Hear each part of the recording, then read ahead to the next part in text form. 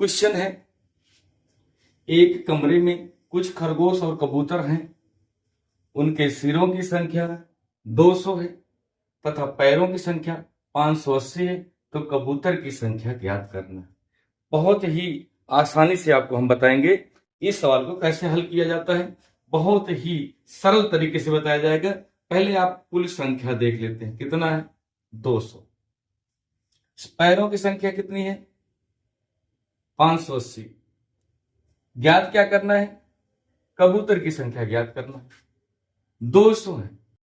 अब जो हम जानते हैं कि कबूतर के कितने पैर होते हैं 2, और खरगोश के कितने पैर होते हैं 4। कबूतर के 2 और खरगोश के 4 पैर होते हैं। तो हम ये जो 200 की संख्या है इसको खरगोश के पैरों की संख्या से गुणा कर देते हैं। 4 से गुणा कर देंगे, 800 आ गया। जब 800 आ गया, 800 में अगर हम 800 आ गया, कुल पैरों की संख्या कितनी निकल कर आई 800। ये सूत्र है लगाने का। तो हम इसमें 580 घटा देते हैं, पैरों की संख्या घटा देते हैं। 0 2 2 220 आए। अब 220 आया, ये निकल कर आई कबूतर के पैरों की संख्या। कबूतर के पैरों की संख्या आई। तो कबूतर के जब पैरों की संख्या 220 है तो 220 है। प्रत्येक कबूतर के 2 पैर होते हैं। इसको 2 से भाग दे देंगे। 2 एकन्नम 2, 2 एकन्नम 2, 0। यानी कि कबूतर की संख्या कितनी आई 110 आई। जब कबूतर की संख्या 110 आई, कुल संख्या कितनी थी सिरों की 200। तो 200 में 110 घटा देंगे तो 90 है। तो 90 किसकी संख्या हो गई, ये खरगोश की संख्या कितनी होगी 90। हमको उत्तर क्या ज्ञात करना था, कबूतर की संख्या कितनी हो जाएगी, कबूतर की संख्या होगी 110। इस तरह से देखो बहुत आसानी से निकल कर ये सवाल हल हो गई। अगला क्वेश्चन है, शिवांश के पास कुछ मोर और बिल्ली खिलौने,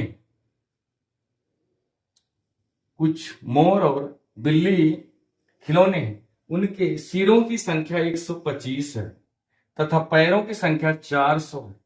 तो बिल्ली के खिलौनों की संख्या ज्ञात करना है। तो हम जानते हैं एक तरफ मोर होता है, एक तरफ बिल्ली होती है। मोर और बिल्ली और सिर की संख्या, सिर बराबर 125, सिर बराबर 125, पैर बराबर 400, पैर बराबर 400।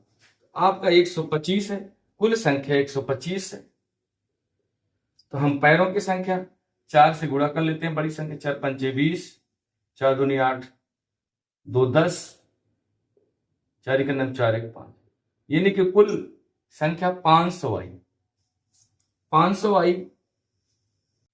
तो 500 में हम 400 घटा देंगे। जब 400 घटा देंगे तो 100 आ गया, कुल संख्या 100 आ गई। तो जो 100 है वो मोर की संख्या ज्ञात हुई। तो मोर के 2 टांगे होती हैं, तो 2 से भाग दे देंगे, 2 पंचे 10, 0 तारा 0 बढ़ा दो, यानी कि मोरों की संख्या कितनी हो गई 50। और बिल्लियों की संख्या ज्ञात करने के लिए जब मोरों की संख्या 50 हो गई तो 125 में हम 50 घटा देते हैं, क्योंकि ये 50 संख्या जो है मोर की है। ये 12 12 से 5 7, यानी कि बिल्ली की संख्या कितनी आ गई है 75। तो आपकी बिल्ली की संख्या कितनी हो गई 75। इस तरह से सिर और पैर वालों की अगर सवाल पूछी जाए इस तरह से हम हल कर सकते हैं। इस तरह से आप प्रश्नों को, सिर और पैर के सवालों को हल कर सकते हैं। यदि आपको हमारी वीडियो आपको पसंद आई हो तो शिवा स्टडी 11 के चैनल को लाइक करें, सब्सक्राइब करें और शेयर करें।